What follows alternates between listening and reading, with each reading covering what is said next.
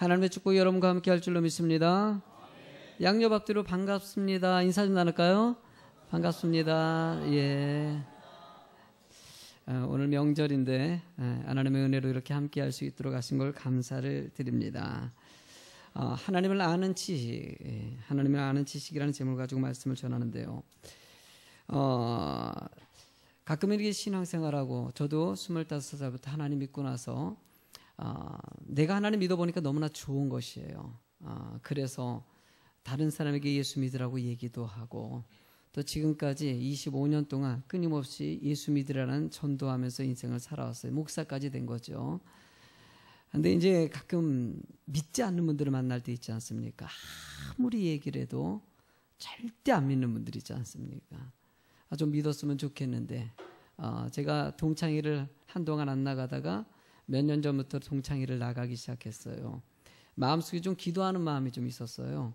친구들이 예수 믿었으면 좋겠다라는 생각이 좀 있고 해서 가서 뭐 목사가 왔으니까 그냥 알기 때문에 그런 덜 얘기를 안 하고 늘 참석해서 근데 그냥 뭐 회비 잘 내고 좋은 얘기 하다가 이렇게 오곤 합니다. 기회가 됐을 때 가끔 상대방이 얘기가 이렇게 좀 길어질 때가 있어요. 뭐 힘들 때라든지 이럴 땐 저랑 상담을 좀 걸을 때가 있어요. 그럴 때 이제 제가 가끔은 요청을 할 때가 있죠. 하나님 믿고 예수 믿으면 좋겠다. 믿음 생활했으면 좋겠다. 때로는 힘들 때 상담한 친구들은요. 그래 이번 주에 꼭 가볼게. 뭐 이런 얘기도 해요. 그러면 정말 기분이 좋죠. 꼭 가봐라. 그래서 예수 믿은 친구가 2명이나 있어요. 참 그건 감사하게 생각을 해요. 그러나 전도하다 보면요. 절대 안 믿는다고 뭐 가끔가다 비웃듯이 저한테 하나님이 어디 계시냐고 예수님이 어디 계시냐고 한번 와보라고 얘기해. 막 조롱하듯이 얘기할 때가 있어요. 옛날 같으면 그런 소리 들으면은요, 그냥 막 답답하고 좀 너무나 어리석게 보이고 막 그렇게 보이기도 했었는데, 이제 신앙생활 쭉 오래 하면서 느껴지는 것이 딱 이유는 한 가지라는 생각이 가까우더라고요. 이유는 한 가지죠. 하나님을 모르기 때문이다. 하나님을 알게 되면은요, 믿지 말라 그래도, 저도 그런 것 같아요. 교회 오고 나서 처음에 몰랐다가 하나님을 알게 되는 순간부터는 예배 드리지 말라 그래도 예배 드리게 돼 있고 기도하지 말라 그래도 기도하게 돼 있고 전도하지 말라 그래도 전도하는 사람이 되더라는 것이에요. 이유는 무엇이겠습니까? 모르기 때문이에요. 알면은 하나님께 영광 돌리는 삶이 되게 돼 있다는 것입니다. 여러분들이 이미 주님을 아시는 분들인 줄 믿습니다. 주님을 알기 때문에 여러분들이 예배드리고 하나님께 영광 돌리는 거 아니겠습니까? 하나님을 더 정확하게 잘 아는 사람이 될수록 더 깊이 있는 헌신과 열심과 충성하는 삶이 나오게 돼 있죠. 제가 구피, 물고기 키우는 것에 대해서 2주 전인가 말씀하지 않았습니까? 몰랐을 때는 구피 물고기를 죽이긴 했지만은 최근에서는 거의 오래 와서는 물고기를 죽이는 일이 없이 너무나 잘 자라고 있다고. 최근에는요, 물고기 새끼를 낳는데 이번에는 거의 죽지 않았어요. 지금 거의 50마리가 살았습니다. 막 어항을 보면요, 바글바글해요. 얼마나 이쁜지 몰라요. 볼 때, 전에 같은 경우는 나면은 관리를 잘 못해가지고 어미가 새끼를 잡아먹거든요. 그렇기 때문에 그 잡아먹을 기간 동안은 분리시켜가지고 잘 관리하면은 거의 다 살 수 있거든요. 이런 것들을 몰랐기 때문에 옛날에 죽인 건데 지금은 이제 잘 아니까는 거의 죽이지 않고 다 살리는 것이거든요. 여러분들 목회도 또 그런 것 같아요. 늘 성도님들의 영적인 성장을 위해서 하나님을 더 알게 만들기 위해서 제가 해야 될 일이고 여러분들도 그렇게 하나님을 더 깊이 있게 알아감을 통해서 믿음이 성장해서 하나님의 일꾼이 되는 거 아니겠습니까? 오늘도 귀한 은혜의 시간에 하나님을 더 깊이 있게 알아가지고 주님께 영광 드리는 성도가 될 줄로 믿습니다. 제가 이 오늘 설교의 제목이 이러다 보니까 제가 신학교 시절에 읽었던 책이 있습니다. 하나님을 아는 지식이라는 책이에요. 이 책은 제임스 패커라는 분이 쓰신 책인데 제임스 패커라는 이 분이요. 전 세계적으로 25명의 영적인 기독교 지도자들을 갖다 뽑을 때 그분 중에 들어갈 정도로 타임즈가 선정한 인물에 들어갈 정도로 아주 훌륭한 분이셔요. 이분이 쓴 이 책 내용을 보면은 하나님을 깊이 알았을 때 하나님의 은혜 가운데 거하고 참된 믿음의 삶을 살 수 있다는 얘기를 담고 있어요. 이 책을 읽다 보니까는요, 그 내용 속에 스펄전 목사님의 얘기가 나오더라고요. 스펄전 목사님이 그 내용 속에 뭐라고 써놨냐면요, 인생에 대한 연구를 말할 때 사람을 연구해야 한다고 말하고 있다. 정말 중요한 것은 하나님의 인생을 연구할 때 하나님에 대하여 연구하는 것이 더 중요하다는 사실을 놓친다는 것입니다. 하나님의 이름과 본질과 인격과 사역과 행하심, 존재하심에 대해서 연구하는 것은 너무나도 중요한 것입니다. 라는 얘기를 통해 가지고 하나님을 깊이 아는 것이 중요하고 그 알기 위해서 우리는 연구해야 된다라는 내용을 스펄전 목사님이 쭉 써놓은 내용이에요. 이게 몇 페이지 분량을 차지합니다. 스펄전 목사님이 이런 하나님을 알기 위해서 애썼다는 모습을 담고 있어요. 근데 이런 글들을 쭉 쓰고 나서 맨 마지막 부분에 한마디 단어가 내 마음에 큰 마음을 갖다가 흔들어 놨어요. 그 내용이 뭐냐면은요, 맨 마지막에 뭐라고 써냐면 이렇게 쭉 하나님을 연구하는 자신의 모습, 하나님을 더 깊이 있게 가까이 가려고 애쓰는 그런 신앙 자세, 이런 걸 쭉 해놓고 맨 마지막에 이제 제임스 파커 목사님이 이 이야기는 스펄전 목사님이 20세 때 쓴 얘기다. 어떻게 20살 때 이 내용을 썼다는 거예요. 그러면서 내 자신을 딱 보면서 나는 20세 때 하나님을 믿지 않았었거든요. 철이 없었고 늘 자기중심적이기도 했고, 우리 교회 청년들 보면 20살 나이가 있거든요. 20살 나이면 아직까지 철이 안 들고 좀 미숙한 모습이 많이 보이는데, 아니 어떤 사람은 20살 때 이렇게 하나님을 더 깊이 있게 의지하려고 애쓰는 이런 글을 쓰고, 또 이러다 보니까 스펄전 목사님이 지금 시대 가운데 목사님들은요, 이분의 글을 읽지 않고는요, 뭐 신학을 못할 정도로 엄청난 영향력을 미친 영적인 지도자입니다. 이런 훌륭한 목사가 되기 위해서는 20세 때부터, 젊은 나이 때부터 이렇게 하나님을 깊이 알기 위해서 애를 썼구나라는 느낌이 오더라고요. 여러분들, 우리도 좀 늦었긴 하지만은요, 나이가 중요한 건 아닌 것 같아요. 지금 이 순간에 이걸 알았다면 하나님을 더 깊이 알기 위해서 애쓰고 노력하는 여러분들이 되시길 간절히 소망합니다. 하나님을 더 깊이 있게 안다면 여러분들의 삶이 풍요로워지고 평안해지고 기쁨이 가득 채워지기 때문입니다. 본문의 이 2절 말씀에 하나님을 알기 위해서 도대체 어떻게 해야 될지를 너무나도 잘 가르쳐주고 있어요. 여러분, 이 말씀을 통해서 은혜 받는 여러분 되시기 바랍니다. 첫 번째로 우리가 알아야 될 것은요, 기도로 하나님을 알게 하신다는 것이에요. 여러분들 9절의 앞부분을 한번 앞을 보고 읽어보시겠습니까? 이로써 우리도 듣던 날부터 너희를 위하여 기도하기를 그치지 아니하고 구하노니 라고 얘기합니다. 여러분, 이로써 그 앞에 한 내용을 통해 가지고 얘기하는 것이죠. 우리도 듣던 날부터라고 얘기합니다. 그러니까 바울 사도가 친히 가르쳤던 에바브라라는 평신도가 가가지고 골로새 지역에서 교회를 세웠어요. 그 골로새 교회가 부흥하기 시작해서 드디어는 바울 사도까지 그 소식이 전달해 왔다는 것이에요. 바울 사도가 이 소식을 골로새 교회가 성장했다는 이 소식을 듣던 그 순간부터 너희를 위해서 기도하기를 어떻게 했다? 그치지 아니했다라는 것이에요. 끊임없이 기도하면서 골로새 교회가 더 찰되고 거기 있는 성도들이 믿음 안에서 더 성장하길 원했다라는 의미를 담고 있어요. 여러분이 골로새 교회에 관한 이 서신서를 통해서 바울 사도가 어떤 기도를 했는지 쭉 어느 정도는 보여주고 있어요.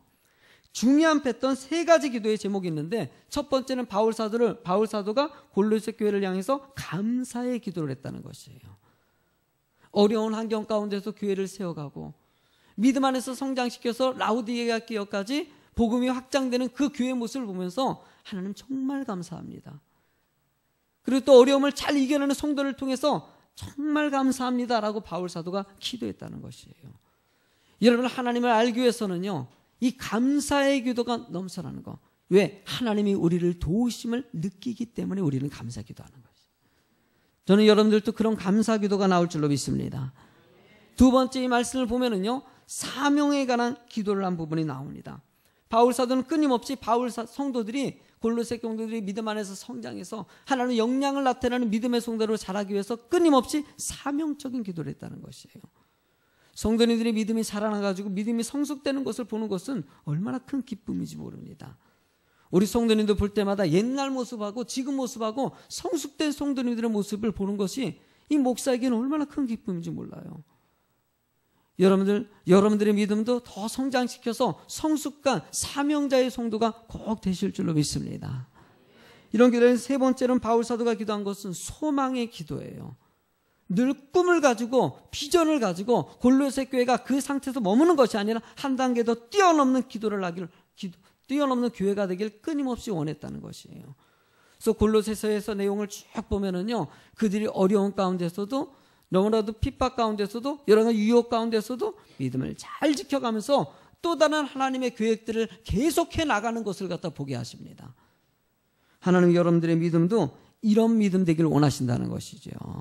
왜 바울 사도가 이런 세 가지 요청과 그런 모습들 가지고서 끊임없이 기도했을까요? 이유는 한 가지입니다. 하나님을 더 의지하고 하나님의 뜻을 더 알기를 원했기 때문이에요. 바울 사도의 기도는 하나님 구합니다. 이 골로새 교회가 더 성장하기를 원합니다. 하나님의 계획은 어떤 것입니까? 끊임없이 물어봤을 것이라는 것이에요. 구약의 선지자 중에서는요, 엘리야 선지자를 기도의 사람이라고 얘기합니다. 엘리사 선지자가 여러분들 갈멜산에서 850명의 이방 선지자라 싸울 때 여러분 그 싸움에서 승리해가지고 850명을 다 죽이고 놀라운 비의 역사가 일어나는 사건을 보지 않았습니까? 여러분 상식적으로 생각해 보십시오. 한 사람과 850명 이길 수 있어요, 없어요? 쉽지 않은 싸움이에요. 그런데 왜 목숨 걸고 그렇게 담대하게 섰을까?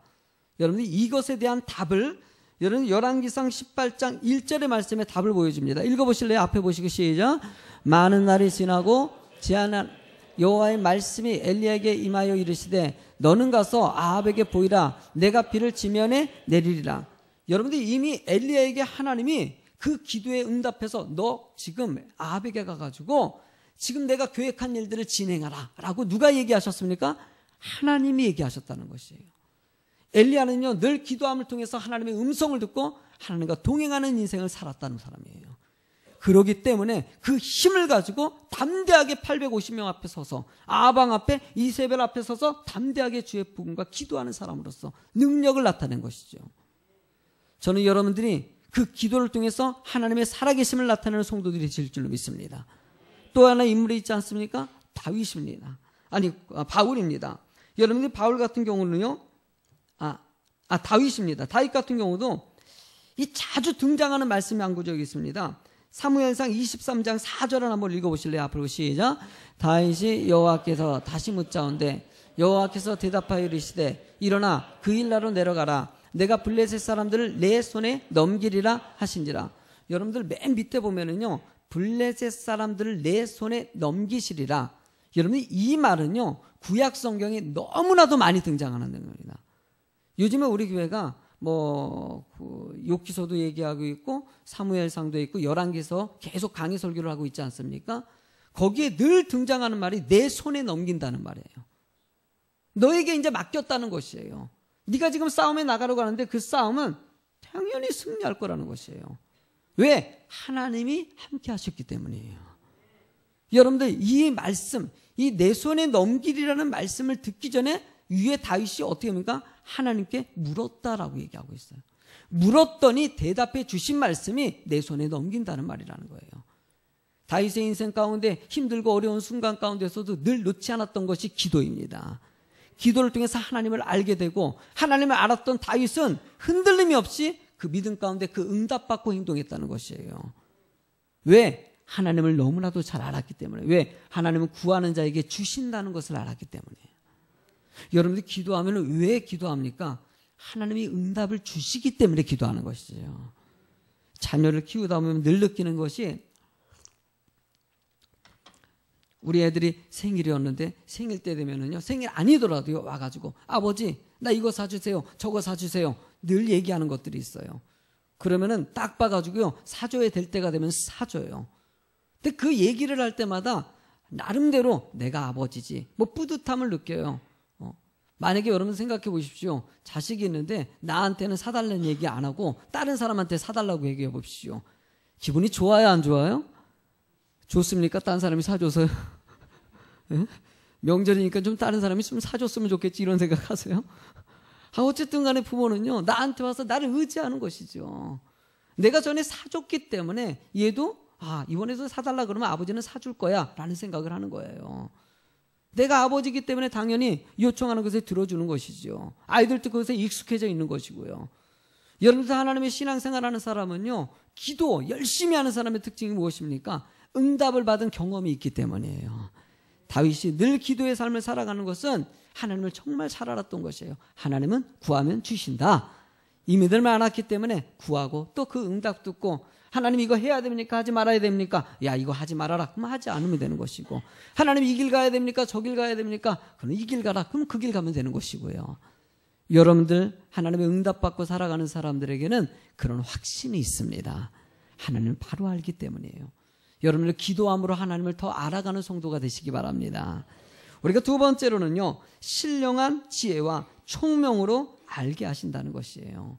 여러분 본문의 9절 말씀을 같이 읽어볼까요? 시작. 너희로 하여금 모든 신령한 지혜와 총명에 하나님의 뜻을 아는 것으로 채우게 하신다라고 얘기합니다. 여러분 모든 신령한 지혜와 총명으로 하나님의 뜻을 안다. 여러분들 지혜와 총명 있는 사람이 하나님을 더 깊이 있게 알 수 있다는 것을 얘기하는 것이죠. 잠언서 2장 7절에 보면요, 지혜에 대해서 이렇게 설명하고 있습니다. 읽어보실래요? 그가 정직한 자를 위하여 완전한 지혜를 예비하여 흠없이 사는 자에게 방패가 되시니 라고 얘기합니다. 정직한 자를 위해 완전한 지혜를 예비했다는 것이에요. 그러니까 정직히 행하는 사람에게 지혜를 주신다라고 생각할 수 있죠. 여러분들이 하나님 앞에 정직하게 모든 것을 내려놓고 주님께 맡기고 살아가는 사람에게 지혜를 주시고 그 지혜를 통해서 하나님의 뜻한 바를 이루게 하신다는 것이에요. 지혜 있는 사람은 이 모든 일을 해결하는 가운데 답을 쉽게 찾아가는 것이에요. 그래서 지혜 있는 사람은요, 분별력을 갖게 있어요. 해야 될 것과 하지 말아야 될 것, 어떤 것을 선택해야 될지를 정확하게 판단한다는 것이에요. 저는 우리 성도님들이 이런 지혜가 있길 정말 소망합니다. 유혹이 너무나 많은 시대예요. 여러분이 사회생활할 때, 가정생활할 때, 직장생활할 때, 혹여나 예배드리는 신앙생활할 때도요, 지혜가 너무나 필요할 때라는 생각이 들어요. 순간의 생각과 판단을 잘못해가지고요, 후회하는 일들이 너무나도 많이 벌어지지 않습니까? 여러분들 저를 위해서도 기도해 주세요. 저도 지혜가 있어야 돼요. 목회를 정말 지혜롭게 해서 성도님들이 상처받지 않고 정말 올바른 판단을 해가지고 은혜 가운데 한 마음이 돼서 갈 수 있도록 만드는 이 교회가 되게 하는 거. 이거에 목사의 지혜가 너무나도 필요하다는 생각이 요즘엔 절실하게 듭니다. 여러분들 늘 지혜를 구하는 여러분이 되시기 바랍니다. 그러면 지혜를 구한다면 두 번째로는요, 명철을 구해야 된다고요. 명철이라는 단어는요, 총명을 구해야 되는, 총명이라는 단어는요, 여러분들 영리하고 기억력이 좋으며 재주가 있다는 것을 얘기합니다. 이 사전적 해석입니다. 여러분들 디모데 후서 2장 7절 총명에 관해서 이렇게 얘기합니다. 읽어보실래요? 내가 말하는 것을 생각해보라. 주께서 범사에 내게 총명을 주시리라. 내가 말하는 것을 생각해보라. 그때 총명 주신다는 거예요. 지금 말하는 것이 무엇이겠습니까? 디모데후서 2장 1절서부터 6절까지 말한 것을 얘기하고 있어요. 내가 말한 것이 무엇이냐? 5가지를 얘기했어요. 집에서 한번 시간 될 때 디모데후서 2장 1절서부터 6절까지를 한번 읽어보십시오. 첫 번째는 무엇이냐면요, 은혜 안에서 강한 사람이 되라라고 얘기했어요. 총명한 사람은 은혜가 있고 그 은혜 안에서 강한 사람이 되는 거예요. 나는 성도님들이 강한 사람이 됐으면 좋겠어요. 제가 지난번에도 얘기한 것 같지요. 여러분, 이 내성이 강한 사람이 있습니다. 잠을 갖다가 3시간 자고 몸이 많이 피로한 사람하고 잠을 그래도 7시간이라는 잠자고 건강관리 잘한 사람하고 감기 바이러스를 갖다 넣게 되면은요, 어떤 사람이 감기를 더 잘 걸릴까요? 피곤한 사람이에요. 자기관리 못하고 건강관리 못한 사람이 감기가 쉽게 걸리는 것이에요. 거의 한 20배 차이가 날 정도로 크게 차이가 난다고 합니다. 왜 그럴까요, 여러분들? 강하기 때문에요. 육신의 건강을 잘 관리한 사람은 그만큼 질병에도 강할 수 있다는 것이에요. 영적인은 더 중요합니다. 여러분들이 왜 시험에 듭니까? 왜 연약해집니까? 말씀 안에서 영적으로 약해졌기 때문이에요. 그래서 여러분들 믿음을 키우는 성도가 되세요. 더 강한 성도가 돼서 어떤 어려움에도 이겨낼 수 있는, 누가 뭐라고 해도, 어떤 시험이 와도, 생활이 어려움이 하더라도 다 믿음으로 이길 수 있는 성도가 되는 거. 두 번째로는요, 총명한 사람은요, 들은 바를 가르친다라고 표현하고 있어요. 일단 여러분들 듣는 성도가 되십시오. 말씀을 잘 들어서요, 이 말씀이 요청하는 것이 무엇인가, 나에게 요구하는 것이 무엇인가, 그리고 그 말씀을 들었으면 또 다른 사람에게 가르칠 수 있는 은혜를 가지고 있어야 돼요. 그래서 여러분들 성도의 입술은요, 은혜의 입술이 돼야 됩니다. 저는요, 이 한가위 추석이요, 참 좋아요. 목사님 추석인데 성도 너무나 많이 빠지고 지금 보니까 우리 성도님도 많이 가셨어요. 시골에 계신 분들만. 그래서 은혜 가운데 다녀오시라고 가서 헌금도 하시고 뭐 이렇게 은혜 가운데 하라고 하면서 기도하면서 보내드렸죠. 명절이 참 좋아요. 왜냐하면 왜 좋으냐면요, 믿는 분들이 믿지 않는 가족들을 만날 수 있지 않습니까? 여러분들 믿음이 성숙된 성도가 가가지고 여러분들의 처음 믿음의 삶을 보여주고요, 덕담도 해주시고요, 그러면서 격려도 해주시고요, 여러분이 이런 아름다운 모습들을 보여주면 상대방도 보고, 야, 예수 믿는 사람 너무나 좋지. 우리 조카 보니까 나도 예수 믿어야 되겠다. 우리 작은아버지 보니까 나도 예수 믿어야 되겠다. 우리 삼촌 보니까 예수 믿는 사람 원래 이렇게 좋아요? 막 이런 소리, 할렐루야. 여러분이 가는 곳에 그런 소리가 많아지길 소원합니다. 가가지고 아이고 우리 삼촌만 안 왔으면 좋겠어, 이런 소리 듣는 것이 아니라 정말 만나고 싶은 그런 정말 은혜가 가득한 성도가 되는 거. 여러분들 이 말씀 세 번째로는요, 함께 고난을 받고라고 표현하고 있어요. 함께 고난에 참여하는 사람이 총명한 사람이에요. 바울 사도가 사역했던 시기는요, 참 핍박이 많았어요. 유혹이 많았어요. 어려움이 많았어요. 그 어려움을 잘 감당하고 이겨냈다라는 표현이 될 수 있죠. 여러분을 총명한 사람은 잘 이겨내는 성도입니다. 네 번째로는요, 세상에 얽매이지 않는 사람이 총명한 사람이라는 것이에요. 세상은 죄가 들어왔기 때문에 질병의 근심도 있고 물질과 명예와 관계와 수도 없는 어려운 일들이 너무너무나도 많은 세상이에요. 여러분이 이 세상에 매여 사는 것이 아니라 하나님의 말씀 안에 살아가는 여러분이 되십시오. 말씀 안에 살면 그것이 나에게 궁극적으로 평안과 기쁨을 주지 않습니까? 여러분들, 저도 근심 걱정이 올까요, 안 올까요? 목사는 안 올 것 같죠. 앞에서 막 설교할 때 목사님 웃으면서 할렐루야 이겨내십시오, 주님만이 힘입니다, 능력입니다 라고 얘기하고 나서 나도 근심해요. 나도 근심하는 일이 얼마나 많이 생기는지 몰라요. 성도님들 때문에도 근심하기도 하고, 성도님들 어려움이 생기면 이 목사도 가슴이 타요. 마음이 아프고. 여러분들 집안일이 안 생기는 게 아니지 않습니까? 건강의 문제가 안 생기는 게 아니지 않습니까? 여러 가지 저일 여러 가지 일들이 수도 없이 힘든 것이 이 죄가 들어온 세상에 있을 수밖에 없습니다. 혹여나 목사님 나는 이런 어려움이 너무나 싫어요, 나 이런 거 없는 데서 살고 싶어요 라고 얘기하는 저는 무덤에 들어가시면 됩니다. 여러분들 이 땅에 살아가는 순간에 끊임없이 그런 고통과 어려움을 우리는 이런 받아들이고 살 수밖에 없어요. 하나님의 이런 세상에 이런 모든 일들 가운데 얽매이지 말라는 것이에요. 그것이 여러분들의 믿음을 흔들어 놓다든지 여러분들의 마음을 흔들어 놓게 만들지 말라는 것이에요. 근심이 들어오니까 마음이 좀 우울해지십니까? 제가 얘기한 것 같이 지금 가을철이 되면요, 왠지 모르게 쓸쓸해져요.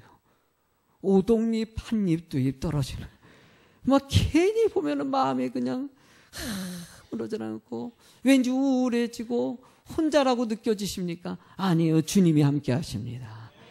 주님 우리와 동행하시기 때문에 얽매이지 마시고 그 은혜 가운데 살아가는 여러분이 꼭 되시기 바랍니다. 그 다음에 마지막으로 다섯 번째 총명한 사람은요, 하나님을 기쁘시게 하신다는 거예요. 여러분들 하나님의 기쁨이 되시기 바랍니다. 명절 때는요, 염려되는 것이 또 하나 사실이 있어요. 왜냐하면은 여러분들이 여기서 안 들으시더라도 다른 교회에서 보니까 몇 분은 우리 교회 성도님이 하시는데 오늘 예배 드리는 분이 계시네요. 보니까는 본교회에서 섬기지 못하고 추석이기 때문에 친척들 오셨다가 예배를 드릴 수밖에 없어서 예배 드리시는 분들이죠. 얼마나 큰 은혜입니까? 우리 성도님들도 꼭 오늘 정말 많은 성도님들이 시골로 가셨는데 시골에서 꼭 예배 드렸으면 좋겠어요. 그러나 여러분들 믿음이 약해지면요, 이런 명절 때 유혹받을 때가 많이 있어요. 하나님이 기뻐하지 아니하는 행동할 때가 오더라는 거예요. 노심초사 갈 때 내가 당부합니다. 꼭 예배 드리시라고 가셔가지고 예배 드리시고, 그리고 또 기쁨으로 하나님께 예배도 드리시고 은혜 가운데 시골교회 좀 섬기고 오시라고 얘기를 부탁을 드려요. 염려되는 것은 그냥 믿음, 하나님이 기뻐하지 않는 일들을 혹여나 이 명절 때 할까 염려가 되는 것이죠. 여러분들 우상 숭배하지 않는 명절이 됐으면 좋겠고요. 예배 놓치지 않는 명절이 됐으면 정말 좋겠습니다. 여러분, 이런 삶이 바로 청명한 삶이다 라고 바울 사도가 표현하고 있다는 것이에요. 하나님은 여러분들이 이전까지 얘기한 이 내용대로 하나님의 은혜 안에 청명한 삶이 되길 주의 이름으로 축원합니다. 마지막으로 세 번째 같이 읽어볼까요? 시작. 선한 열매로 하나님을 알게 하십니다. 열매로 하나님을 알게 하신다는 거예요. 10절의 말씀을 읽어보실래요? 주께 합당하게 행하여 범사에 기쁘시게 하고 모든 선한 일에 열매를 맺게 하시며 하나님을 아는 것에 자라게 하시고, 하나님을 아는 것에 자라게 하신다는 것이에요. 더 깊이 있게 하나님을 알게 하신다는 것이에요. 그러기 위해서 합당하게 행하고 하나님을 기쁘시게 하며 열매를 맺으라 라고 얘기하고 있어요. 하나님의 합당한 사람이 되는 거, 어떤 것을 얘기할까요? 여러분들 이 히브리서 6장 7절의 말씀을 한번 앞을 보고 읽어보실래요? 시작. 땅이 그 위에 자주 내리는 비를 흡수하여 밭을 가는 자들이 쓰기에 합당한 채소를 내면 하나님께 복을 받고 라고 해요. 채소가, 이 채소의 추수를 거둘 때가 되면 이것이 하나님의 복이다 라고 얘기해요. 이 말씀만 읽으면은요, 이게 뭔 말이야? 아마 이런 생각 들 거예요. 쉽게 하면은 좋은 채소를 얻기 위해서, 이런 채소를, 합당한 채소를 얻기 위해서, 합당한 믿음을 얻기 위해서는 무엇이 필요하냐? 이걸 얘기하는 것이에요. 이 얘기를 위해서 이 7절 앞에 5절의 말씀에 합당한 열매, 합당한 믿음의 수준에 이르기 위해서 필요한 것을 얘기하고 있는데, 5절의 말씀을 읽어보시죠. 하나님의 좋은 말씀과 내세의 능력을 맛본 사람이, 아멘. 어떤 사람이 하나님의 좋은 말씀과 내세의 능력을, 아멘. 하나님의 말씀의 맛을 느껴보십시오. 그 능력을 느껴보십시오. 맛을 보고 다시 찾는 샘표 간장. 샘표 간장. 여러분들 오랜 추억을 한번 생각해 보세요. 옛날에 여러분들 이 광고를 많이 듣지 않았습니까? 맛을 보고 다시 찾으라는 것이에요.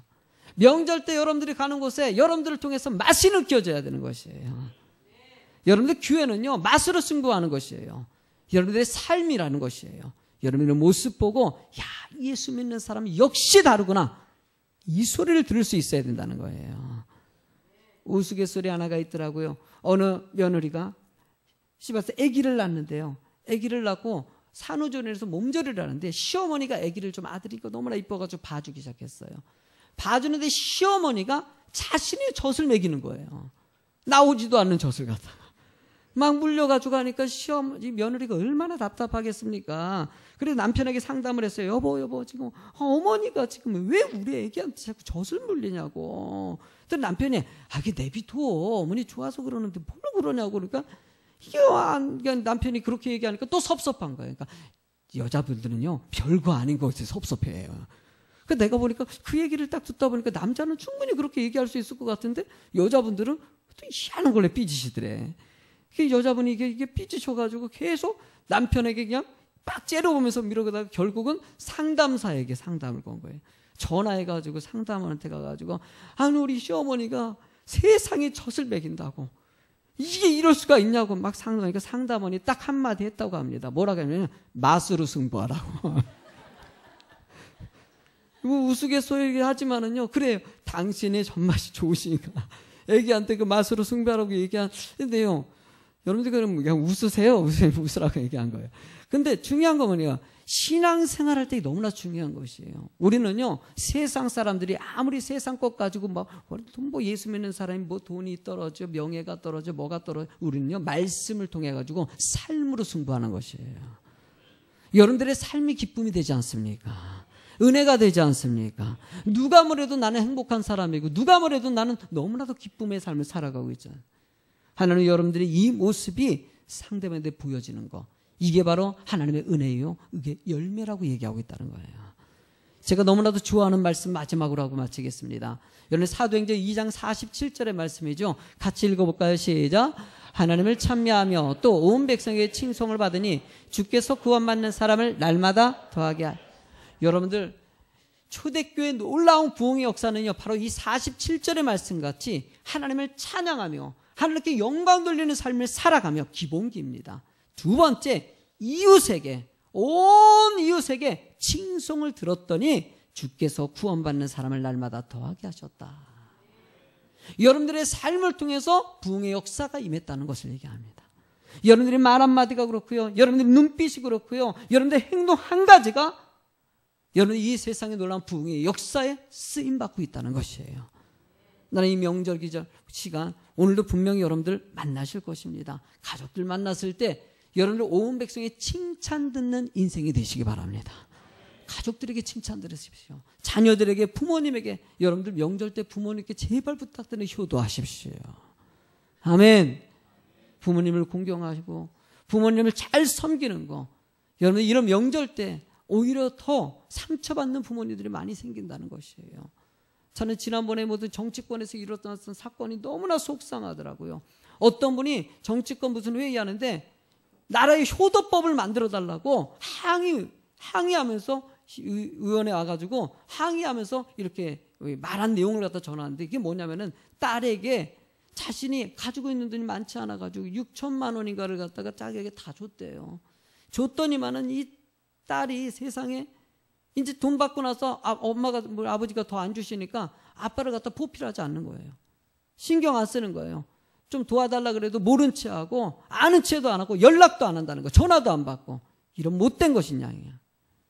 근데 그 아들은요, 또 딸에게 6천만 원 줬다고 아버지를 갖다 폭행까지 했대요. 지금 아버지가 6천만 원 다시 달라고 딸에게 소송을 걸어놨고, 정치권에 와가지고요, 세상에 이 효도법 좀 만들려고. 세상 우리나라가 어떤 나라입니까? 부모님을 지극정성으로 섬겼던 나라 아닙니까? 이런 나라가 어느 순간에 효도법, 법으로 효도를 만드는 거예요. 효도 안 하면 이제 법으로 신고하겠다는 거예요. 여러분들, 이게 믿지 않는 사람들에게 나타나는 현상입니다. 물질은 만능주의가 돼가지고 많은 사람이 돈을 번 것 같고 풍요로운 것 같은데 어느 순간에 부모 공경이 다 사라지고요. 명절인데도 부모는 찾는 것이 아니라 여러분들 더 부모님을 외면하는 시간이 돼버리는 이 현실. 여러분들 이럴 때 더 깊이 있게 부모님들을 살펴가지고요, 여러분들 효도하는 그런 성도가 꼭 되시기 바랍니다. 부모님께 잘 보이고 이웃들에게도 잘 보여가지고 예수 믿는 사람은 뭐가 달라도 달라, 정말 좋은 사람이야. 여러분들 우리 힘들어도요, 꼭 해야 될 일은 해야 되는 것이에요. 성도로서의 본을 보이는 여러분들의 모습을 통해서 하나님의 기쁨이요 축복된 명절 되길 주의 이름으로 축원합니다.